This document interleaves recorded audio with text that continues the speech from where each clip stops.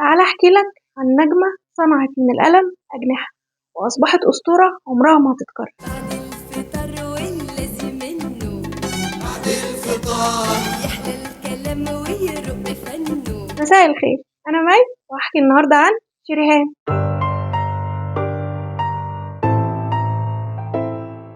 قبل ما تسمعوا الحكاية ما تنسوش تعملوا لايك وسبسكرايب، تكتين يعني مش هيفرقوا في حاجة. بما إننا في رمضان وبما إن دي ثالث حكاية في سلسلة حكاياته، فهنحكي النهاردة عن واحدة من أهم النجمات اللي ارتبطت بشهر رمضان وأصبحت رمز ليه، وما ينفعش يجي رمضان من غير ما نفتكرها. رمضان الثمانينات وبعد الفطار والذي منه ما كانش بيحلى الكلام غير بطلة شريهان النجمة الاستثنائية اللي حبيتها وارتبطت بيها من حكايات أمي عنها وعن الفوازير اللي قدمتها في الثمانينات، وقد إيه الفوازير دي كانت حدث كل الناس بتستناه بعد الفطار. سنة 2021 طلت علينا شريهان تاني في رمضان. لسه فاكرة إحساسي بالمفاجأة والانبهار بظهورها تاني، لكن المرة دي ما كانتش فوازير، كان الإعلان اللي ناس كتير ما فهمتوش وقتها وكأنه الزورة جديدة من فوازيرها. تيجوا نفك طلاسم الإعلان، تيجوا نحكي عن شريهان. يلا.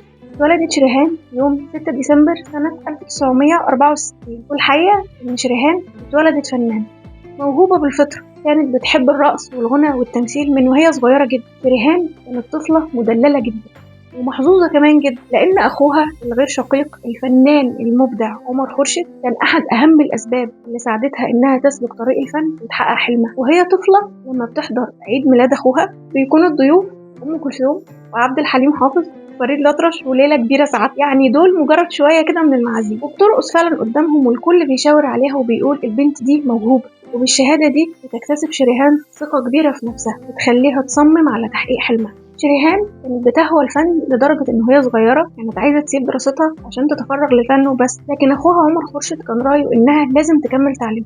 بجانب الدراسة لازم تجتهد جدا وتتعلم حاجات كتير، تعلم الفنون على أصولها عشان تستحق تكون فنانة شاملة. حقيقة أهلها ما بيتأخروش وبيستثمروا فيها بكل طاقتهم، وبالفعل بدأت شريهان الدروس لدرجة إنها بتسافر بره مصر وتلتحق بمدارس خاصة تتعلم رقص بأنواع كتير، باليه كلاسيكي وباليه مائي وفلامينجو، قاع وغنى وحاجات كتير تأهلها إنها تكون نجمة. فشريهان كانت مثال متجسد وحي للطفل الموهوب لما يلقى الاهتمام وتخرج موهبته في المسار الصحيح، مثال للطفل اللي أهله ما أسقطوش عيشه. سنة 1977 بتظهر شريهان على شاشة السينما لأول مرة وهي عمرها 12 سنة بس، فيلم قطة على نار من بطولة نور الشريف وبوسي، يتكتب على التتر شريهان خورشيد. وعلى فكرة عمر خورشيد كان هو مؤلف موسيقى الفيلم وكانت موسيقى رائعة زي عادته يعني. ومن هنا بيتوالى ظهور شريهان في أعمال سينمائية كتير، بداية من الخبز المر والعذراء والشعر الأبيض مع نبيل عبيد ومحمود عبد العزيز ورايا وسكينة وغيرهم، كمان ظهرت على شاشة التلفزيون في مسلسل دعوني أعيش. أما بالنسبة للمسرح، وبما إن شريهان محظوظة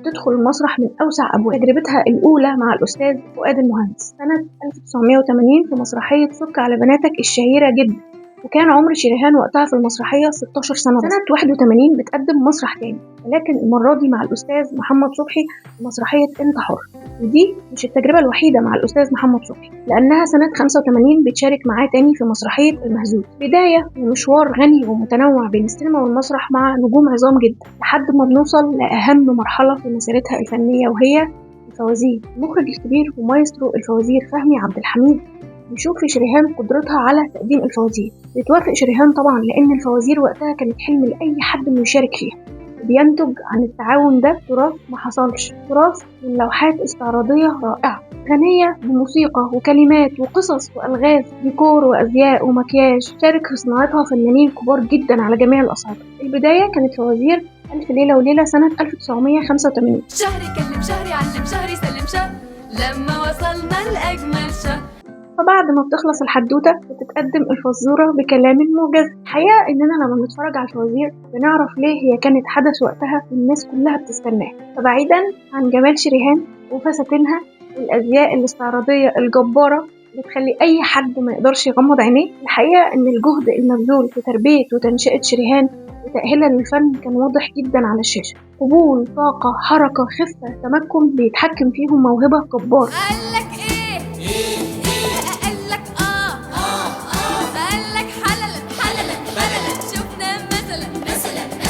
شريهان هنا لقت لعبتها، المكان اللي كان منتظرها، وكأنها وبتمشي الطريق عشان توصل للنقطة دي. كل حاجة فيها بتقول ده مكاني. خلقت عشان تكون فنانة استعراضية ملهاش زي. كان عندها قدرة تعبيرية مذهلة. كل طاقة الرقص والاستعراض والغنى بتطلع في الفوازير بشكل مبهر بقيادة المايسترو فهمي عبد الحميد. وعلى فكرة المخرج فهمي عبد الحميد كان قدم نسخ كتير من الفوازير قبل شريهان، يعني هي مش أول حد يقدمها، بالعكس كان في قبلها رواد زي نيلي وسمير غانم طبعا في شخصية فطوطة. لكن رغم كده هي قدرت إنها تعلم مع الناس وحجزت اسمها وسط الأسماء الكبيرة دي، رغم إن أغلب الفريق اللي اشتغل مع شريهان هو الفريق اللي اشتغل مع نيلي وسمير غانم. لكن العظمة بقى تكمن إنها ما كانتش نسخة من نيلي مثلا أو حتى اتأثرت بيها، لكنها أضافت ليها روحها وبصمتها الخاصة لأنها فنانة حقيقية. وحتى بعدها في فنانات كتير جدا قدموا فوازير لحد النهارده، لسه في محاولات كتير في العصر الحديث. لكن الحقيقة إنه مهما التاريخ سجل بتظل شريهان أحد أهم الرموز اللي قدمتها على الإطلاق.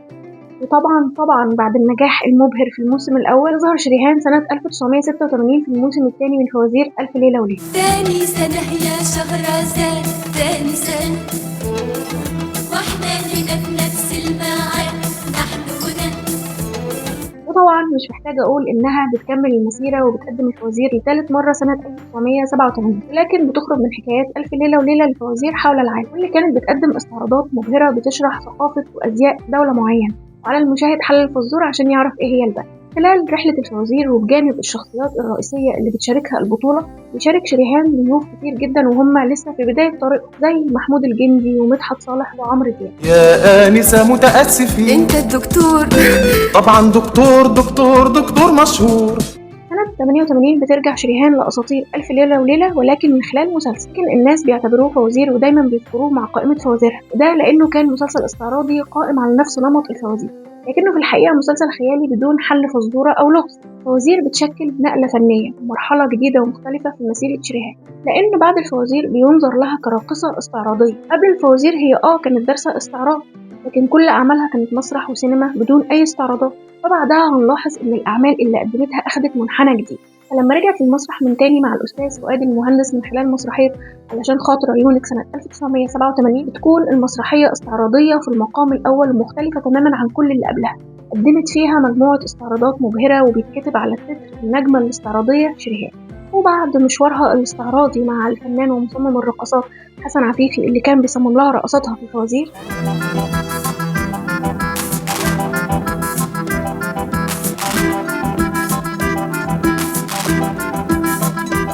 مصمم رقصات مسرحية علشان خاطر عيونك الفنان الكبير ومصمم الرقصات محمود رضا بذات نفسه. بترقص شريهان في المسرحية من تصميماته الاستعراضية. بترق يا رق وقول وانجلي، يا طبال طبلي، شعليلي فلفلي، وادخلي بقى يا كمانجة تهللي.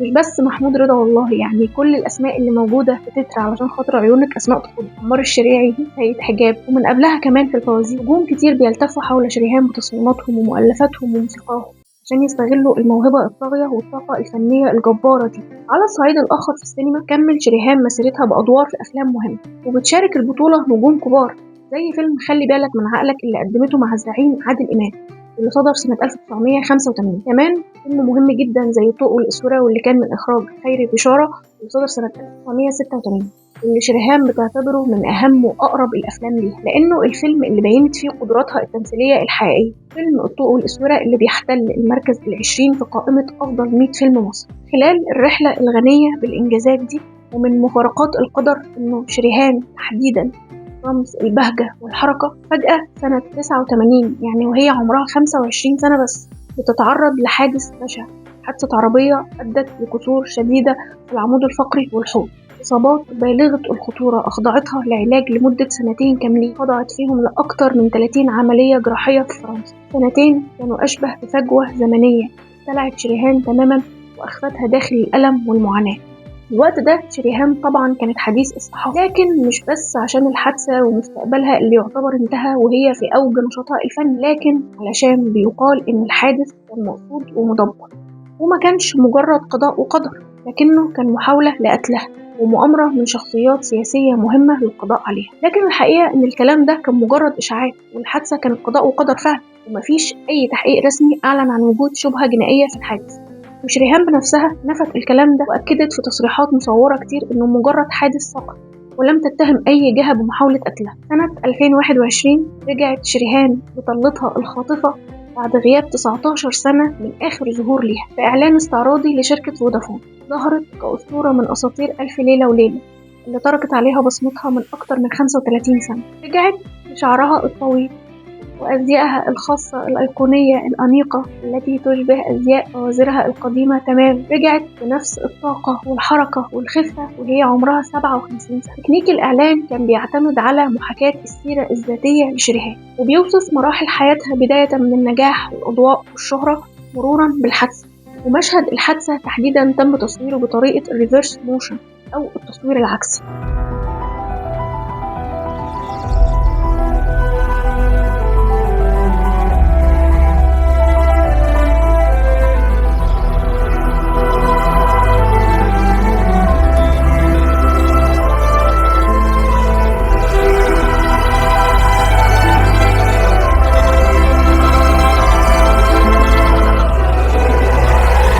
إشارة للرجوع بالزمن للماضي واسترجاع ذكريات المحطة المؤلمة دي في حياتها مرورا بالعمليات الكتير والعلاج الطويل. وبتقوم شريهان وبتتخطى وجعها وبتقول راجعين أقوى وطايرين، سلوجان الإعلان الرئيسي. طيب تفتكر ليه السلوجان ده تحديدا؟ ليه شريهان تحديدا في حملة بتعبر عن القوة والصمود؟ ظهور شريهان سنة 21 ما كانش أول ظهور ليها بعد الحادثة، لأنه بعد انتهاء فترة العلاج رجعت شريهان بمسرحية استعراضية ضخمة وهي مسرحية شارع محمد علي، بعد ما كان بيقال إنها مستحيل أصلا تقدر تتحرك تاني. معجزة حقيقية. رجعت ترقص وتتنطط وتملى الدنيا حركة من تاني. صدرت المسرحية سنة 91 واللي كانت بتشارك فيها البطولة الفنان الكبير فريد شوقي وهشام سليم وغيرها. والمفاجأة الأكبر كانت رجوعها للفوازير من تاني. فوازير حاجات ومحتاجات اللي صدرت سنة 93 رجعت وقالت لنا راجعين نفوزر.